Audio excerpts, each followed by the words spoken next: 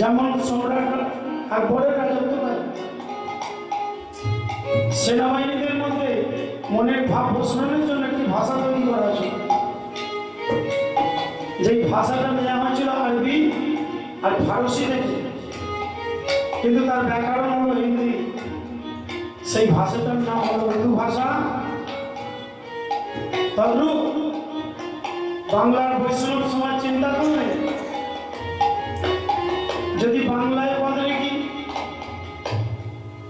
তাহলে বাংলার মানুষ বুঝবে, সারা ভারতবর্ষের মানুষ বুঝতে পারবে না। তাই বাংলা, সংস্কৃত, উড়িয়া, মৈথিলি, বাংলা, সংস্কৃত, উড়িয়া, মৈথিলি আর হিন্দি, এই পাঁচটা ভাষার সংমিশ্রণে যে ভাষা তৈরি করলে তার নাম হলো ভোজপুরি। দামিনী দাম, দামিনী কথার অর্থ হলো বিদ্যুৎ। দাম মানে এখানে দই নয়, এখানে মালা। তাহলে আমার গৌরাঙ্গের রুটি কেমন না বিদ্যুতের মালা। দমন রুচি দর্শন,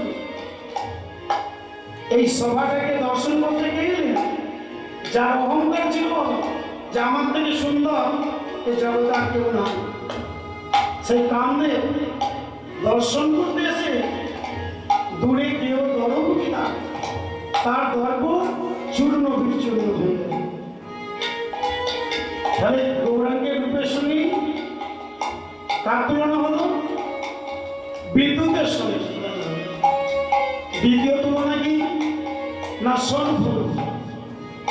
সোনফুলকে অপরূপ সুন্দর দেখতে,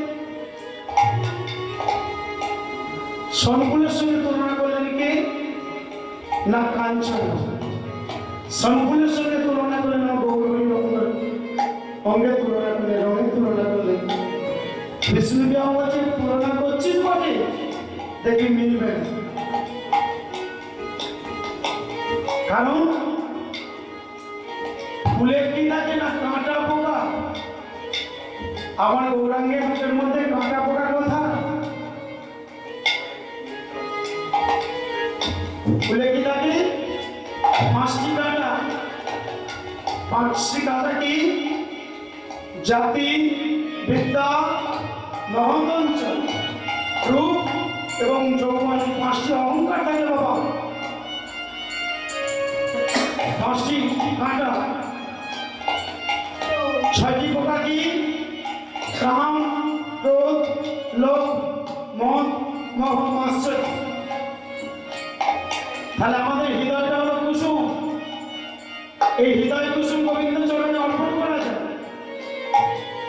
এই 5টি কাঁটা 6টি পোকাকে দমন করতে পারে, তার এই হৃদয় কুসুম গোবিন্দ চরণে অর্পণ করা যায়। হিবাসন সুমতাহে কি গুণইবে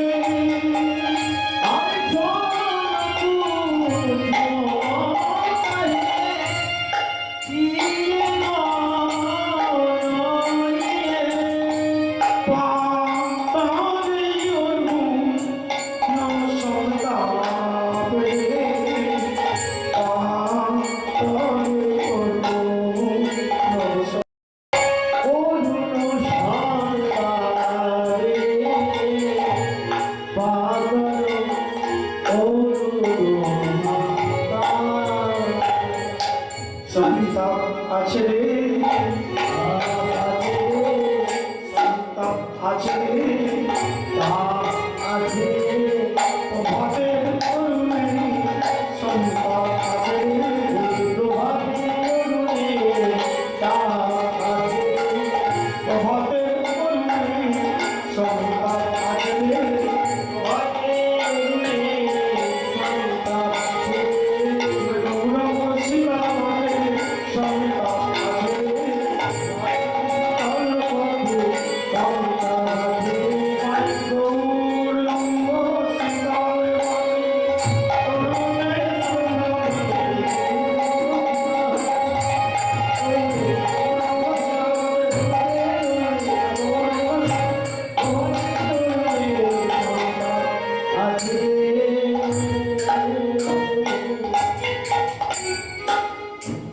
তাহলে তৃতীয় তুলনা বস্তু কি না? প্রভাতের অনু। প্রভাত গেলে অনুমা অতটা চড়া থাকে না। ওই প্রভাতের যে সূর্য তার রঙের সঙ্গে আমার গৌরহরি তুলনা করবে কাঞ্চনা। বিষ্ণুদেব বলছেন অরুণের কিন্তু জ্বালা আছে, তার তাপ আছে। গৌরের মধ্যে জ্বালা পাবি কোথায়? আমার গৌরহরি প্রেমের ঠাকুর, আর অন্ধকার দিল সুশীতল, আর সূর্যে আছে দাদা তাপ। একটু রোদ্দুর বেড়ে গেলে বাবা কাঠও ফাটিয়ে দেয়, ওই জন্য বলে কাঠ ফাটা রোদ্দুর। আর গৌরের অঙ্গকান্তি সুশীতল, প্রেমময়। তৃতীয় তুলনা বস্তু কি?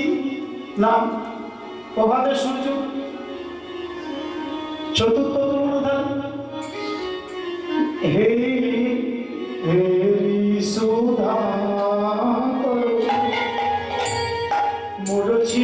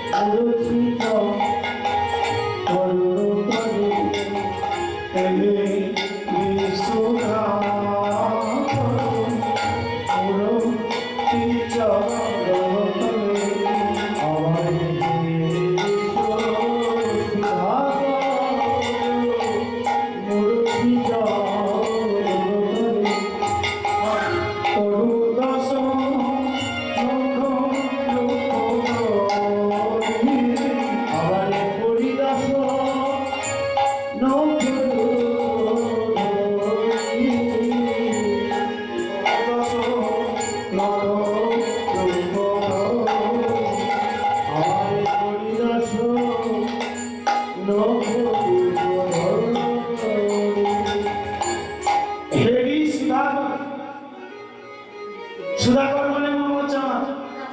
হেরি সুধাকর একবার চাঁদের মনে বাসনা হলো, আমি হলাম আকাশের চাঁদ। শুনছি নাকি সচির রাঙিনা সচির মায়ের বলে একটা চাঁদ এসেছে, তার নাম নিমাই চাঁদ।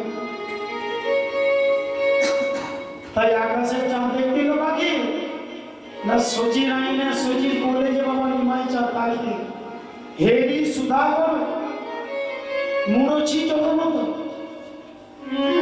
আকাশের চাঁদ গৌরচাঁদকে দেখে তার চরণ ধরে পড়ল। ফেরি সুদা করে মুরছি চরণ গরু দর্শন নগর উপধ। আকাশের চাঁদ মনে মনে চিন্তা করেন এই চাঁদের কাছে আমি কিছু না, তাই যেন আকাশ থেকে আছাড়কে মাটিতে পড়ল। আছাড়কে 10টি টুকরো হয়ে এই গৌরাঙ্গ মহাপ্রভুর চরণে 10টি নখ রূপে বিরাজ করছে। তাহলে আকাশের চাঁদের সঙ্গে তুলনা হবে। আর তুলনা করবি বলে আর একটা তুলনা করবো, বলে একটা দামি ধাতু নাম কি মা না সোনা, সোনার সঙ্গে তুলনা করছেন সুবর্ণ বর্ণ হেরি নিজ কুবরণ সুবর্ণ বর্ণ হেরি নিজ কুবরণ সুবর্ণ বর্ণ হেরি নিজ কুবরণ সুবর্ণ বর্ণ হেরি নিজ কুবরণ আমি আপন মনস্কারে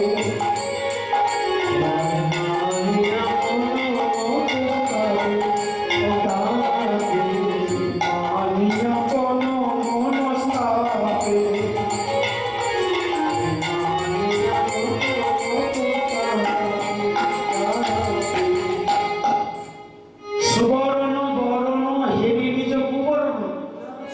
সোনা একবার নিজেকে দেখছে আর একবার গৌরকে দেখছে, একবার নিজেকে দেখছি আর একবার গৌর হরিকে দেখছি। সুবর্ণ সুবর্ণ বর্ণ হেরি নিজ কুবর্ণ।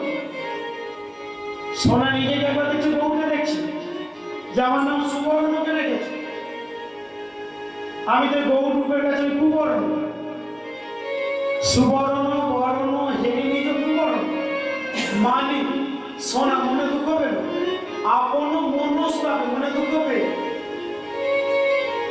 নিজ তনু জানি নিজ দেহটাকে ছেড়ে ভস্ম সম করাই বৈঠল মনল সন্তান।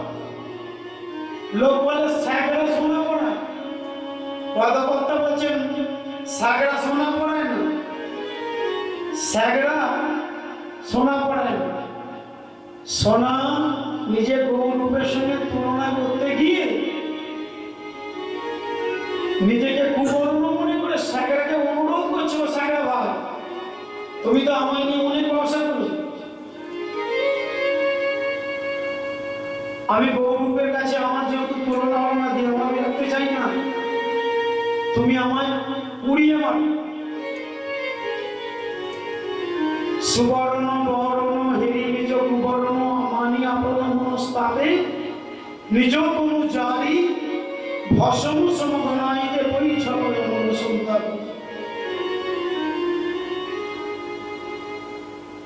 এই পদটা কে লিখেছে বাবা? জগদানন্দ। জগদানন্দ বহু ওই হোক সে তো